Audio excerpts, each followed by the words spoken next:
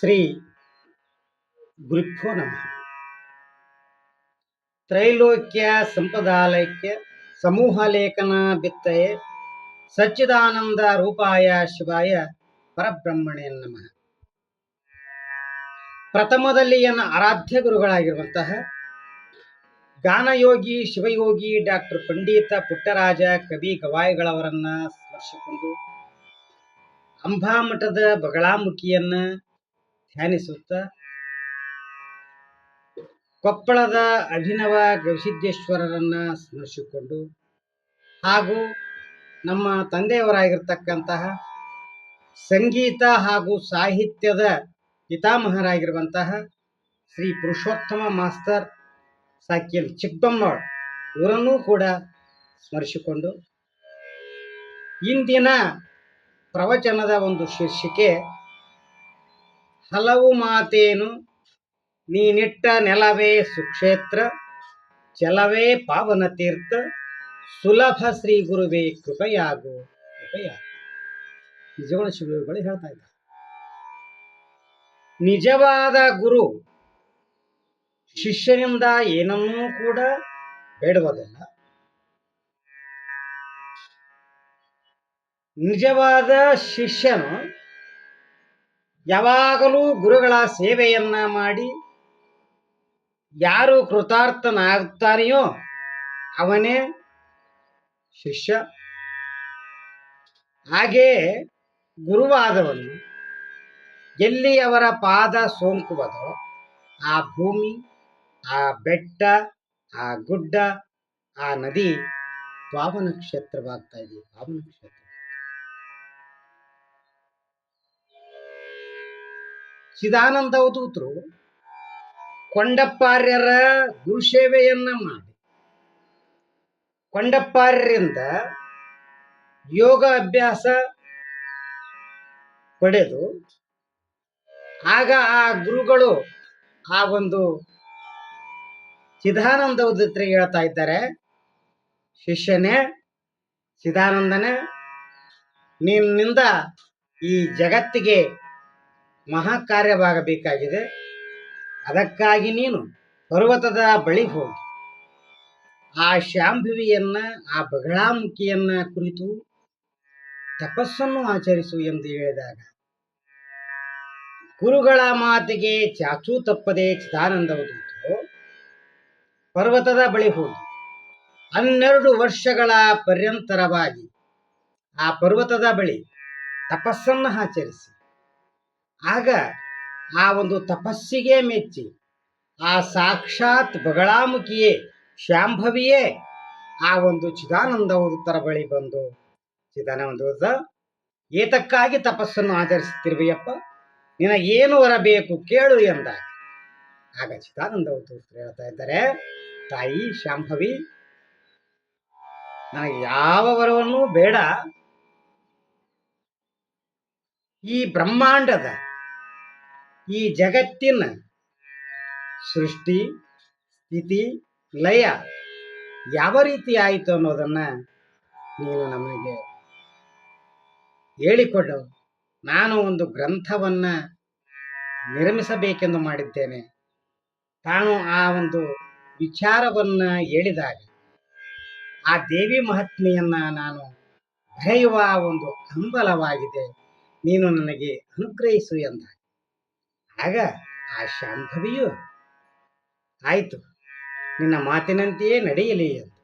ಆಗ ಆ ಶಾಂಭವಿ ಈ ಸೃಷ್ಟಿ ಸ್ಥಿತಿ ಲಯ ಯಾವ ರೀತಿ ಆಯಿತು, ಪಂಚಭೂತಗಳು ಯಾವ ರೀತಿಯಾಗಿ ಉದ್ಭವ ಆದವು ಎನ್ನುವುದನ್ನ ಆ ಶಾಂಭವಿ ಚಿದಾನಂದ ಅವಧೂತರಿಗೆ ಹೇಳ್ತಾ ಇದ್ದಾಳೆ.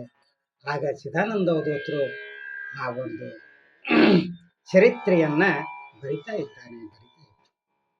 ಆ ಶಾಂಭವಿಯು ನಿಂತು ಆ ಚರಿತ್ರೆಯನ್ನು ಹೇಳಿದರೆ ಕುಳಿತುಕೊಂಡು ಚಿದಾನಂದ ಅವಧೂತರು ಆ ಚರಿತ್ರೆಯನ್ನು ಬರಿತಾ ಇದ್ದಾರೆ.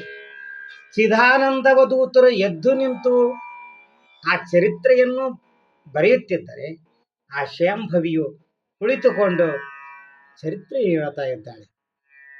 ಹಾಗೆಯೇ ಆ ಚರಿತ್ರೆಯನ್ನು ಹೇಳ್ತಕ್ಕಂಥ ಆ ಶಾಂಭವಿ ಅದರ ವಿಚಾರವನ್ನು ತನ್ನ ನಿಜ ಸ್ವರೂಪದಲ್ಲಿ ಸಾಕ್ಷಾತ್ ಪರಮೇಶ್ವರಿಯಾಗಿಯೇ ಆಕೆಗೆ ಆ ಶಾಂಭವಿ ಆತನಿಗೆ ಅನುಗ್ರಹಿಸ್ತಾ ಇರ್ತಾಳೆ. ಚಿದಾನಂದ ಅವಧೂತ ಆಗಲಿ ಈ ಒಂದು ದೇವಿ ಚರಿತ್ರೆಯಿಂದ ಯಾರು ಆ ದೇವಿ ಚರಿತ್ರೆಯನ್ನ ಕೇಳುವರೋ, ಯಾರು ಆ ದೇವಿ ಚರಿತ್ರೆಯನ್ನ ಭಜಿಸುವರೋ ಅವರಿಗೆ ಯಾವಾಗಲೂ ಸುಖ ಸಂಪತ್ತು ಪ್ರಾಪ್ತಿಯಾಗಲಿ ಎಂದು ಹೇಳಿ ಆ ಶಾಂಭವಿಯು ಆ ಚಿದಾನಂದ ಅವಧೂತರಿಂದ ಮಾಯವಾಗ್ತಾ ಇದೆ. ಹಾಗೆ ಮಾಯವಾಗಿ ಈಗಿನ ಅಂಬಾಮಠ ಸಿದ್ಧ ಪರ್ವತವಾಯಿತು.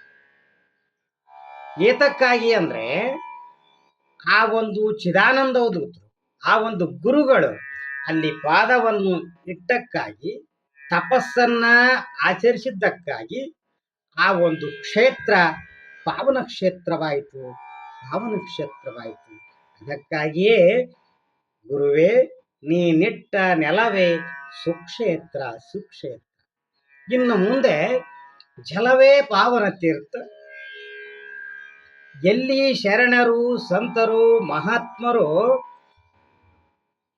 ಜಲದಲ್ಲಿ ಅವರ ಪಾದ ಸೋಂಕುವುದು, ಆ ಜಲ ಪವಿತ್ರವಾಗ್ತಾ ಇದೆ.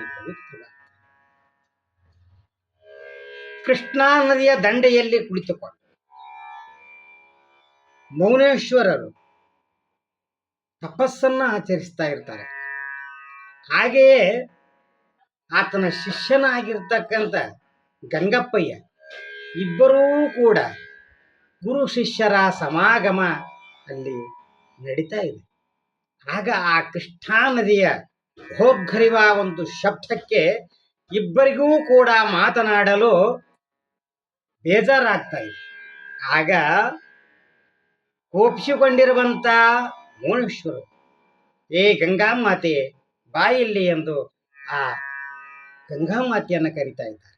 ಆಗ ಆ ಗಂಗಾಮಾತೆ ಬಂದು ಕೈ ಮುಗಿದು ಏಳು ಗುರುವೇ ಎಂದು ಕೇಳಿದಾಗ, ನೋಡಮ್ಮ, ನಾನು ನಮ್ಮ ಶಿಷ್ಯರು ತತ್ವಬೋಧನೆಗಾಗಿ ಆ ಶಿಷ್ಯನಿಗೆ ನಾನು ಅನುಭವವನ್ನ ಹೇಳ್ತಾ ಇದ್ದೇನೆ.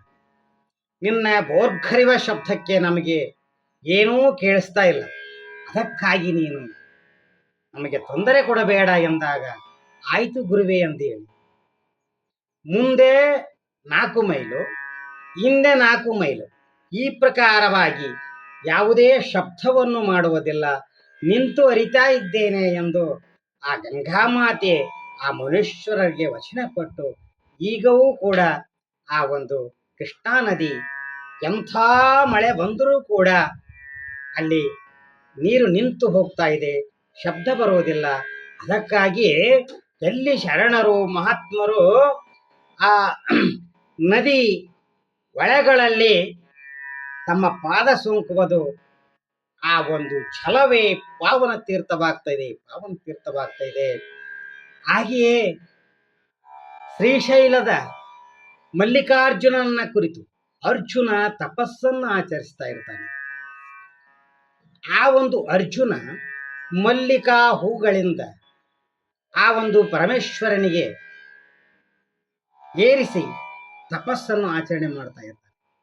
ಆಗ ಪ್ರತ್ಯಕ್ಷನಾಗಿರ್ತಕ್ಕಂಥ ಆ ಪರಮೇಶ್ವರ, ಭಕ್ತ, ನಿನ್ನ ಒಂದು ಭಕ್ತಿಗೆ ಮೆಚ್ಚಿದ್ದೇನೆ, ನೀನು ಏನು ವರವನ್ನು ಕೇಳುವೆ ಎಂದಾಗ ಅರ್ಜುನ ಹೇಳ್ತಾ ಇದ್ದಾನೆ, ನನಗಾವ ವರವೂ ಬೇಡ, ಸತಾತ ಕಾಲವಾಗಿಯೇ ನೀನು ಇಲ್ಲಿ ನೆಲೆಸಿ ಭಕ್ತರಿಗೆ ಕಷ್ಟ ದುಃಖಗಳು ಬರದಂತೆ ನೀನು ನೋಡಿಕೋ, ಇದೇ ನನಗೆ ನೀನು ಕೊಡುವಂತ ವರ ಎಂದಾಗ, ಆಯಿತು ಅರ್ಜುನ, ನಾನು ಇಲ್ಲೇ ನೆಲೆಸುತ್ತೇನೆ, ನೀನು ನನ್ನನ್ನು ಮಲ್ಲಿಕಾ ಹೂಗಳಿಂದ ಪೂಜಿಸಿ ನನ್ನನ್ನು ನೀನು ಬರಮಾಡಿಕೊಂಡಿರುವುದಕ್ಕಾಗಿ ನಾನು ನಿನಗೆ ಇಲ್ಲಿ ಯಾವಾಗಲೂ ನೆಲೆಸಿ ಸದ್ಭಕ್ತರ ವಿಚಾರವನ್ನ, ಅವರ ಕಷ್ಟ ನಷ್ಟಗಳನ್ನ ತಿಳಿದುಕೊಂಡು ಪರಿಹಾರ ಮಾಡುತ್ತೇನೆ.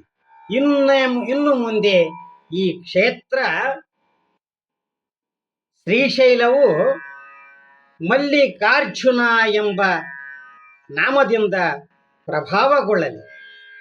ಮಲ್ಲಿಕಾ ಹೂಗಳಿಂದ ಪೂಜಿಸಿದ್ದಕ್ಕಾಗಿ ಅರ್ಜುನನಿಗೆ ಮಲ್ಲಿಕಾ ಪ್ಲಸ್ ಅರ್ಜುನ, ಮಲ್ಲಿಕಾರ್ಜುನ ಎಂಬ ಹೆಸರಿನಿಂದ ಆ ಒಂದು ಶ್ರೀಶೈಲ ಭಕ್ತರ ತಾಣವಾಗಿದೆ.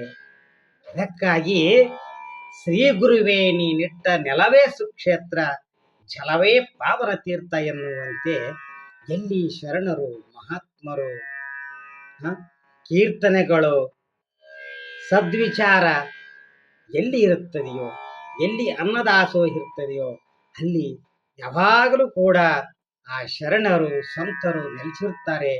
ಅವರು ನೆಲೆಸಿರುವ ಸ್ಥಳವೇ ಒಂದು ಸುಕ್ಷೇತ್ರವಾಗ್ತಾ ಇದೆ ಅನ್ನೋ ಮಾತನ್ನ ತಮ್ಮೆಲ್ಲರಿಗೂ ತಿಳಿಸುತ್ತಾ ನನ್ನ 2 ನುಡಿನಮನಗಳಿಗೆ ಆ ಗುರುವಿನ ಪಾದಕ್ಕೆ ಅರ್ಪಿಸಿ ನನ್ನ 2 ಮಾತುಗಳನ್ನು ಮುಗಿಸ್ತಾ ಇದ್ದೇನೆ. ಜೈ ಶ್ರೀರಾಮ್.